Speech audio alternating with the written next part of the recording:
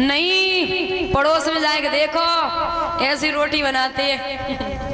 लड़ाई कहाँ से ना हो, लड़ाई तो होना ही है। और सुनो माताओं, घर में कितनी लड़ाई हो जाए, कुछ भी हो जाए, लेकिन पड़ोस में जाए के बहू के मायके की कहूँ बुराई धोखे में न कर दियो, न वृद्धाश्रम में दे हाल ही डालते ही जाइयो।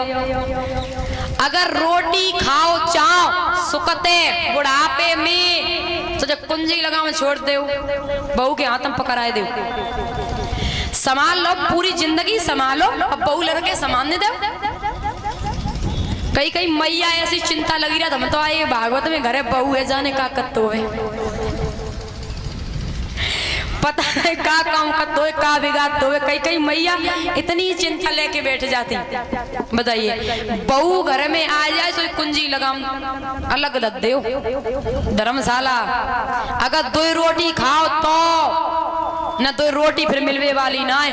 सुनो बहू कितनी लड़ाई होए, रोज लड़ाई होए, और पड़ोस में जाए कि बहू की तारीफ करियो कि बहू को भैया तो हमेशा 500 रुपया देखें, चाहे बेशक वो 10 दे के जात हो, लेकिन 500 रुपया दे के जात, तब भी माताओं तुम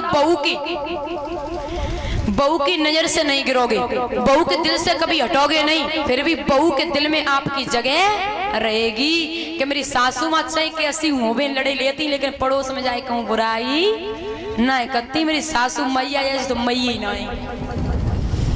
इसलिए कहते हैं बहुओं की कभी बुराई न करो। और सुन ले, नई नई बहू घर में आए माताओं, जब नई नई बहू घर में आ 4 दिन काजे तो काम करने दियो। ऐसो ना अरे तुम घर में अब रोने गोने में काम मत करियो, ऐसो मत करियो। पता है 4 दिन उन्हें काम तो करने नहीं पत्तू, जब शादी में जाती काम करने पत्तू नहीं। तो बहुएं जो समझती आजकल की कहीं ना कि रीत है ससुराल में काम करो ही ना जाते, तो बैठे बैठे खाओ, मम्मी पापा ने बहुत अच्छो करो ब्याह कर दो, ये बैठे बैठे खाओ। महाराज फिर वे चौथी चले के आते हैं, फिर वे काम ही नहीं करती। बोले 4 दिन तो करवाओ ना गो, अब का काम करने। सासू मैया से ऑर्डर चला लाओ बेटा बेचाए, फिर वे ऑर्डर चलाती हैं। तो नई नई घर में बहुएं आए माता मैया काम करने दियो, कहूँ हाथ मत पकड़े हुए, झाड़ू लगा तो लगाम दे, नहीं आई सो बनी रहो, बर्तन साफ करे तो करने दे। फिर बाद हम काम भेजे समझती यानी कि रीत है। तो ऐसो ही बहू नई नई बहू घर में आई, 4 दिन काम करवाओ ना गो, फिर चौथी में आई तो उन्हें काम ही नहीं करो बहू ने। अब सास बड़ी परेशान रहे, नई नई बहू आई तो का कह देवे, सास एकदम लड़ाई नहीं कर सकत, ना कह सकत कि तुम काम करो, और लड़का है बहू नहीं कह सकत नई नई बहू आई तुम फांसी लगा लियो जेल और काटी घट पर यार बेचत फिरो। तो अब सासू माँ बड़ी परेशान, और 10 बजे 4 पाई छोड़े, 10 बजे बहू आई कि भाई आई।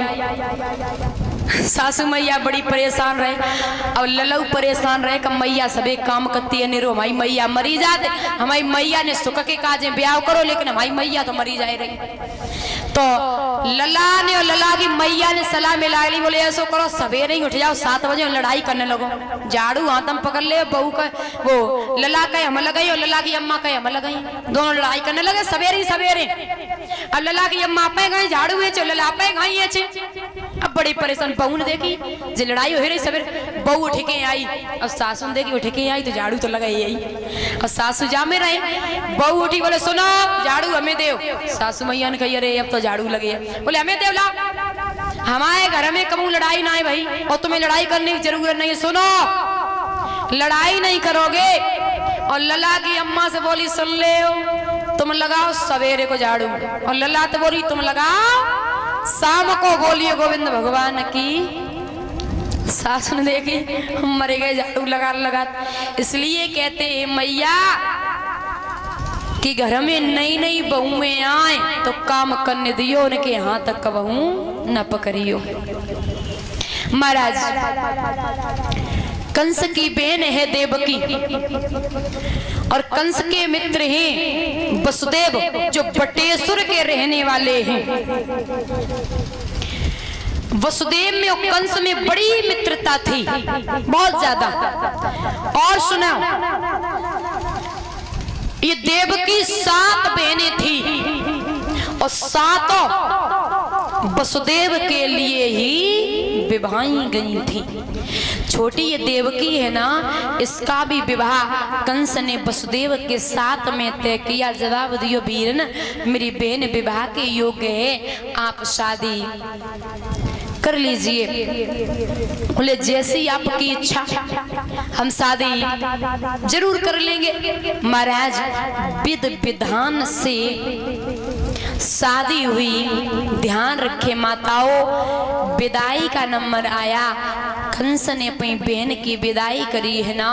कहते हैं बेटियों की विदाई होती है तो बहुत बुरा लगता, सब रोते हैं। माता पिता के यहाँ तक किसी भी माता पिता ने अपनी बेटी को घर पे नहीं, उसकी विदाई तो हर एक माता पिता ने की है, क्योंकि बेटी को बोलते हमारा समाज ये पराया धन होती।